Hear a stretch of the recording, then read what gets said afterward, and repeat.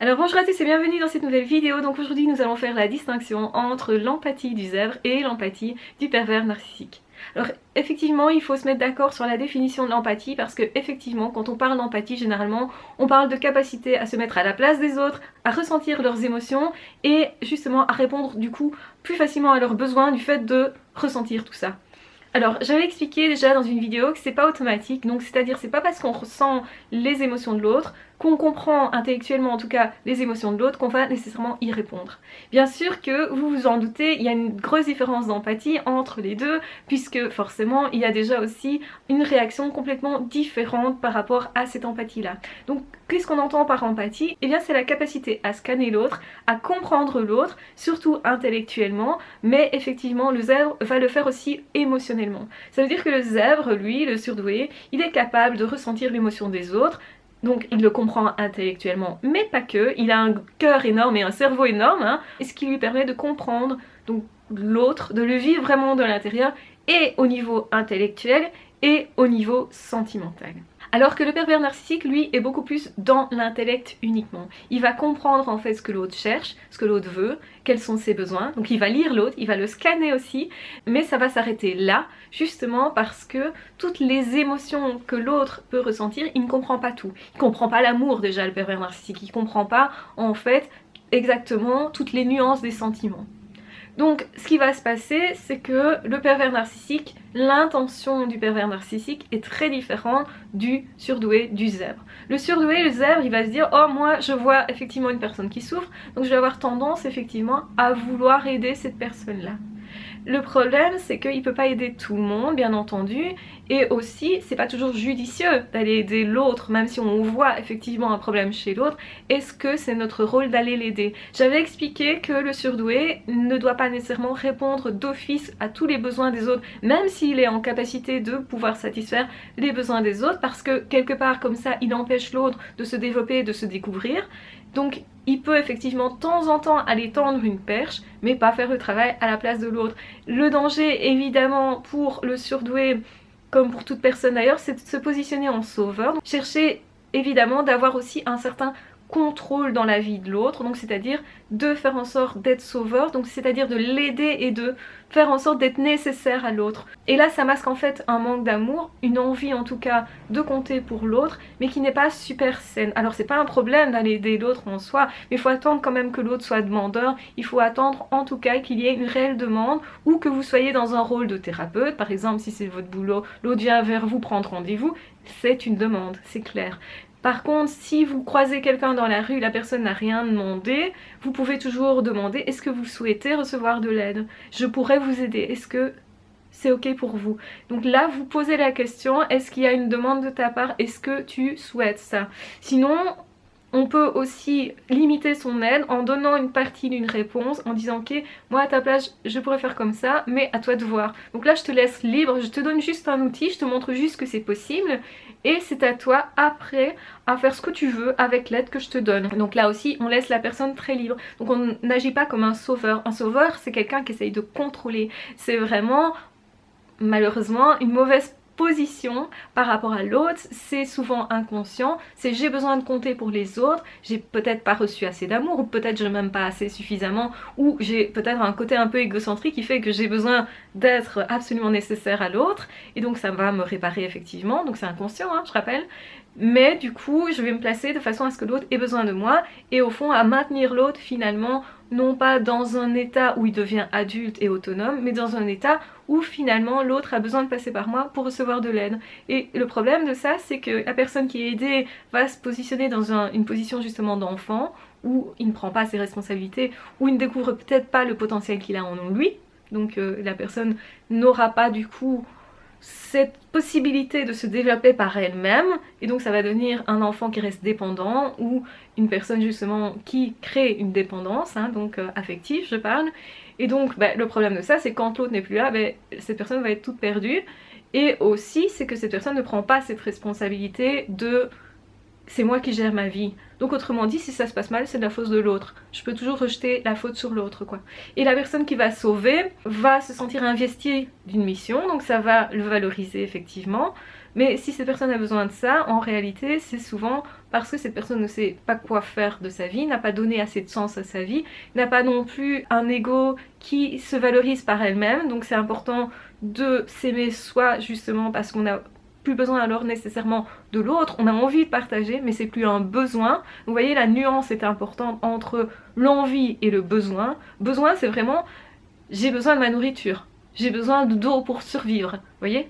C'est vraiment, si l'autre ne me donne pas ça, je vais non seulement être en colère, je vais me sentir extrêmement blessée, je vais avoir l'impression que tout fout le camp et que la terre s'écroule. Tandis que si j'ai envie, c'est j'attends que l'autre soit dispo, mais s'il n'est pas là à ce moment-là, ben c'est pas grave en soi, je peux quand même faire des choses qui me valorisent, qui me nourrissent, j'ai pas besoin de l'autre pour me sentir exister, j'ai envie de partager avec l'autre. Bien sûr que c'est beaucoup plus gai d'être à deux que tout seul nécessairement, de partager par exemple ma passion avec l'autre, et si ça le motive, ben, génial.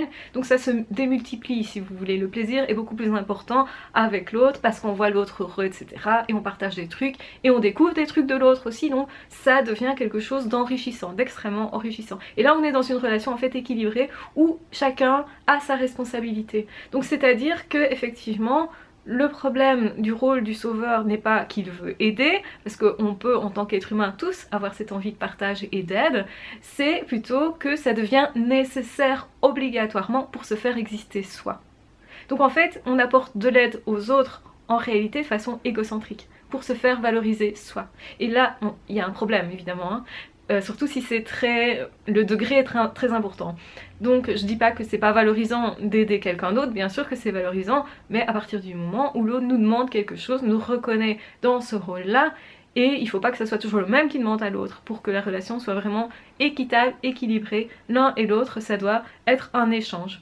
Donc par exemple, il y a un problème à avoir le syndrome de l'infirmière dans ses relations personnelles face à une personne qui nous a rien demandé, qu'on aurait pris en charge, comme par exemple dans le couple, parce que là on a un parent et un enfant, donc on n'est pas dans une relation d'égal à égal. Mais si par exemple vous êtes thérapeute, vous êtes infirmier, vous arrivez aux urgences, il y a quelqu'un à prendre en charge, vous le prenez en charge, la personne vraiment ne vous l'a pas demandé comme ça, mais si la personne arrive aux urgences, c'est parce que cette personne a besoin d'aide, donc votre rôle est effectivement de le prendre en charge, il n'y a pas de problème avec ça.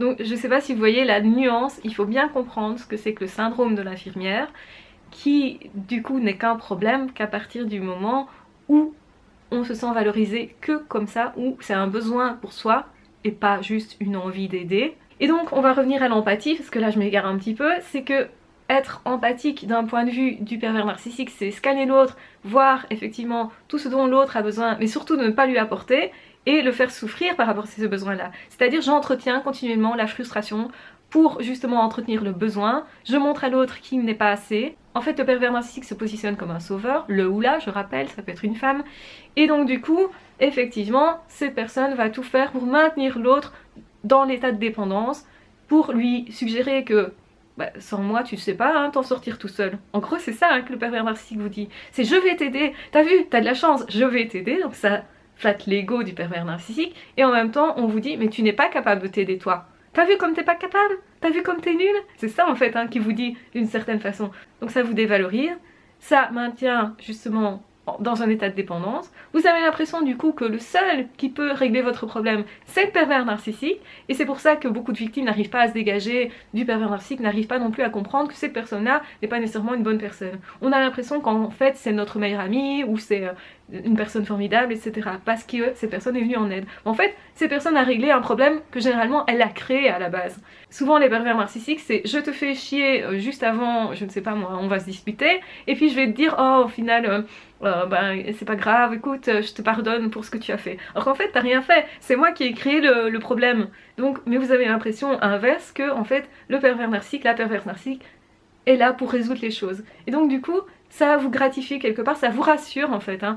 Et vous vous dites ok super génial, donc cette personne sait se remettre en question, ça vous donne cette illusion, alors que pas du tout. Le pervers narcissique sait pas du tout se remettre en question et a joui du fait de vous faire mal en fait. Et du coup ben, le problème c'est que vous souffrez, que l'autre passe pour un sauveur, donc flatte son ego, mais que en plus on vous tient dans un état de dépendance où on vous dit en gros ben, tout seul t'aurais pas pu résoudre le problème. Donc ça c'est une fausse empathie en réalité hein. C'est je lis tes besoin mais je n'y réponds pas. Que le surdoué c'est je lis tes besoins, je me mets à ta place et je comprends intellectuellement mais aussi sentimentalement et je vais aller satisfaire tes besoins si tu me demandes quelque chose et ensuite on va partager. Donc on va s'entraider mutuellement. C'est pas toujours le même qui va avoir en fait le rôle du je t'aide.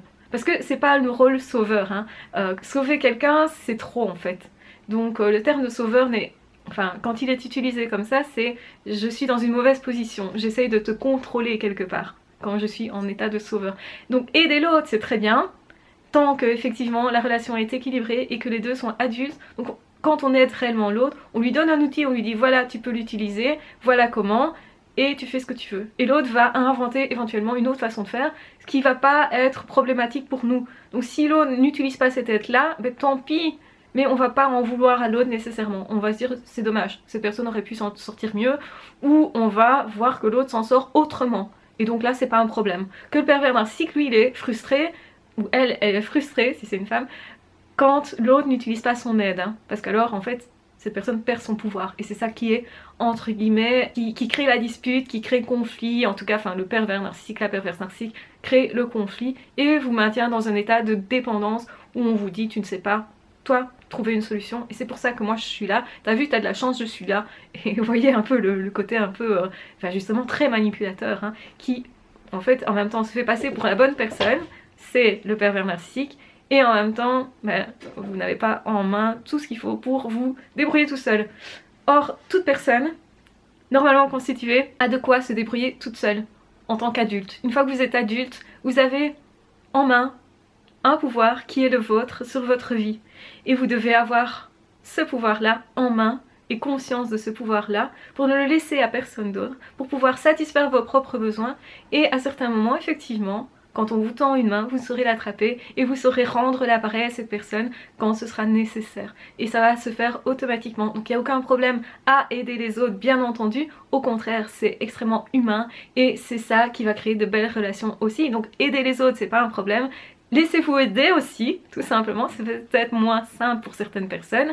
Le zèbre doit apprendre aussi à recevoir et apprendre à moins courir justement à aider tout le monde, surtout même les personnes qui n'auraient rien demandé. Donc en fait, soyez centrés sur vous et sur les autres et comme ça vous aurez une relation équilibrée d'égal à égal. Si la relation n'est pas d'égal à égal, eh bien simplement retirez-vous de cette relation, c'est que l'autre n'est peut-être pas adulte et ne sait pas se positionner comme ça. Dans ce cas-là, allez vers quelqu'un d'autre, allez dans d'autres circonstances, cherchez d'autres personnes, vivre votre vie ailleurs tout simplement, même si c'est pas simple, je sais, parfois on est déçu, mais ne restez pas bloqué dans un rôle de je vais t'aider absolument. Non, c'est pas votre rôle. Vous, votre rôle, c'est d'avoir votre pouvoir en main, c'est-à-dire votre pouvoir sur votre vie et de considérer que les autres peuvent aussi prendre leur propre pouvoir en main et s'ils ne le font pas, eh bien, quelque part, c'est pas de votre responsabilité, tout simplement.